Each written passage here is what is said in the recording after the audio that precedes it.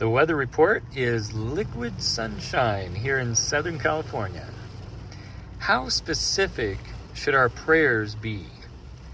So this morning I was looking at Genesis 24, the story of Abraham sending his servant to find a wife for his son Isaac.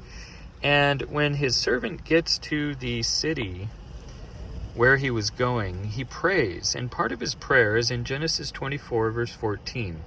He says, "And let it come to pass that the girl to whom I shall say, 'Let down your pitcher, that I may drink,' and she shall say, 'Drink, and I will give your camels drink also. Let it be her whom you have appointed for my servant Isaac.'" So as I read this, I got a little uncomfortable because Abraham's servant was very specific with his prayer. Do it this way, do this, and do it this way. Do this and do it this way. And I get a little uncomfortable with that because I think to myself, well, shouldn't I don't want to put God in a box.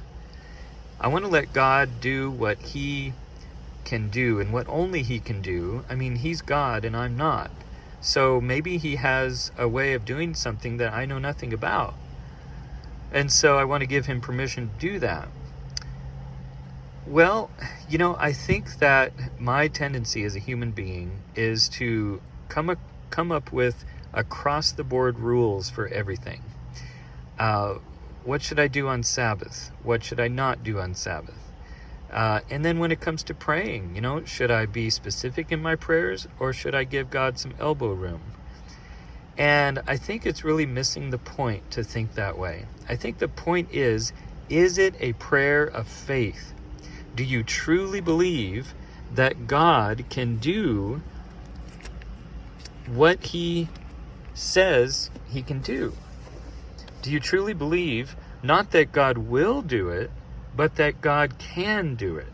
And I think that's very important. And the reason I say that is here in Romans chapter 4 and verse 20.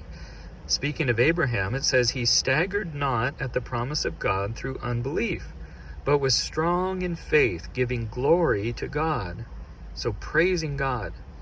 "And being fully persuaded that what he had promised, he was able also to perform." What are your thoughts on this? How specific are your prayers?